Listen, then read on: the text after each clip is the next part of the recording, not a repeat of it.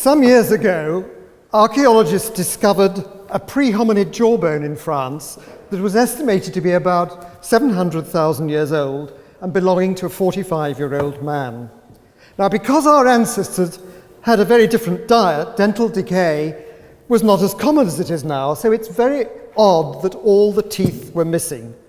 And research showed that the teeth had been lost at varying intervals before life, and that the man had suffered from multiple abscesses, making eating painful and difficult. And unlike modern Provençal cuisine, most of the food then, most of the meat would have been tough and hard. Our man would almost certainly have been unable to masticate. And so the only way that he could have survived until the age of 45 was if others had chewed his food for him. Think about that at breakfast tomorrow. Now, if this is correct, this must be one of the first examples of charity in our history. All the evidence suggests that altruism is a deep-seated instinct. We're supposed to be charitable. We developed a biological need to help others because this was the best way to sustain and prolong life. Now, I define doing good as being charitable. I believe giving is good for us individually and good for society. Now, I am all for people being attractive as possible. I'm rather keen on it.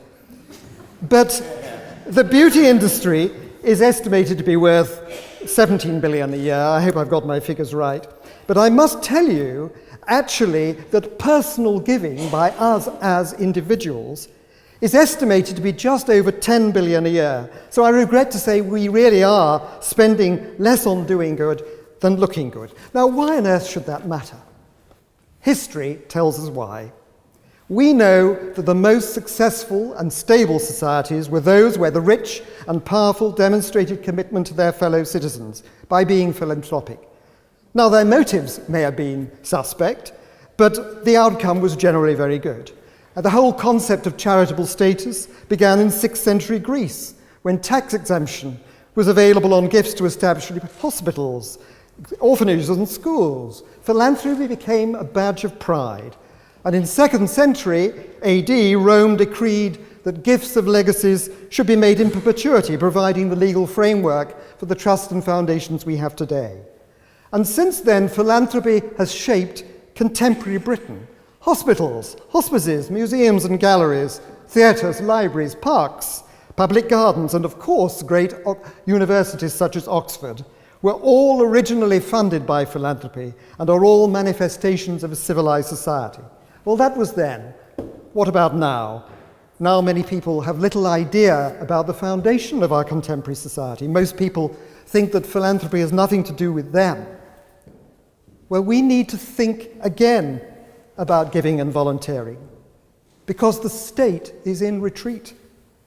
The state will provide less over the next 5 or 10 years. It's not my job tonight to say whether this is a good or a bad thing.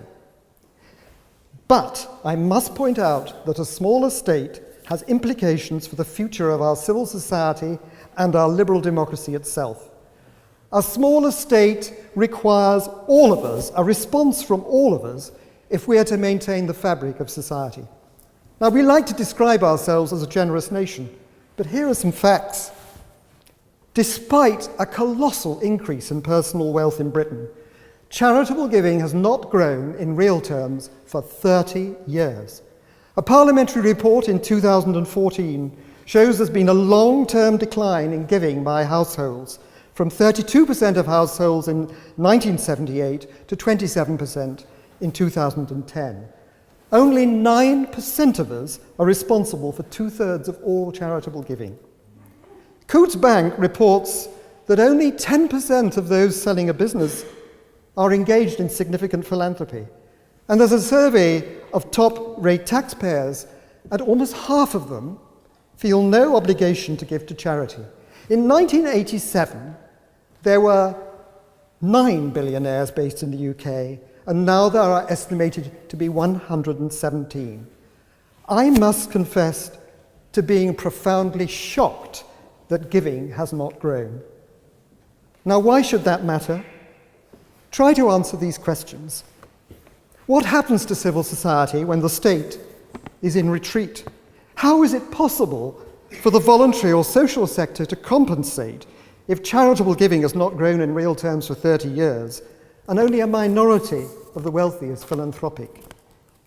Is a civil society and our liberal democracy sustainable in a more unequal world, while automation threatens jobs, youth unemployment remains high, fragmentary support for mainstream political parties, and an endemic lack of trust in authority and institutions? Are we sure that we will bequeath the civil society we enjoy to future generations who will live in an increasingly unequal world where liberal democracy might not prevail? The top 1% owns almost half the world's wealth. Will future generations inherit a plutocracy rather than a liberal democracy? Now, according to the Governor of the Bank of England, we are living in an age of irresponsibility. The cult of the individual and consumerism has brought us to a point where I believe humanity is losing the plot. And when we lose our humanity, when we ignore the needs of others and start to stigmatize them as something other so that they become less than human, we're in trouble, for that way leads to violence, carnage, and genocide. And if you're thinking I'm being alarmist, then consider this. 3 years before I was born, there was no civil society in most of Europe, and only 4 functioning democracies.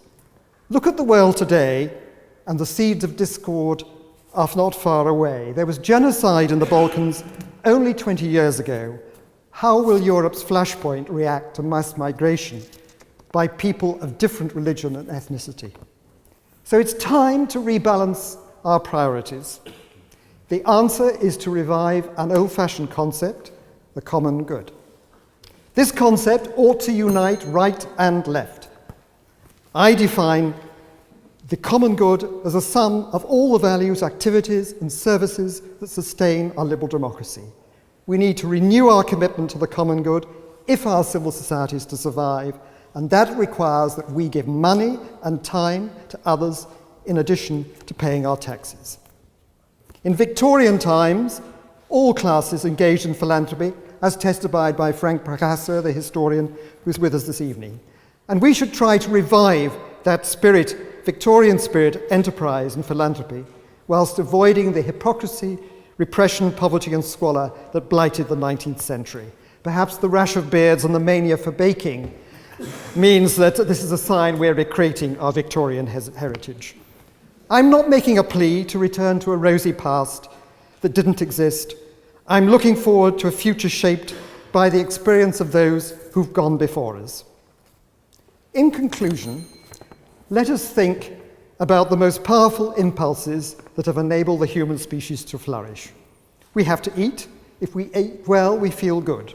We have to make love, and if we do that well, we feel even better. And those who give will tell you that giving inspires a feeling of well-being that is like no other. And I know from personal experience that's true. I must also tell you that after 30 years of professional fundraising have taught me that the great majority of those who give, however plain or ugly, are more attractive and more lovable than those, and have more fun than those who do not. So those of you who are missing out, get in touch with the Oxford Community Foundation, start giving now, enjoy doing good, and vote against the motion. Thank you.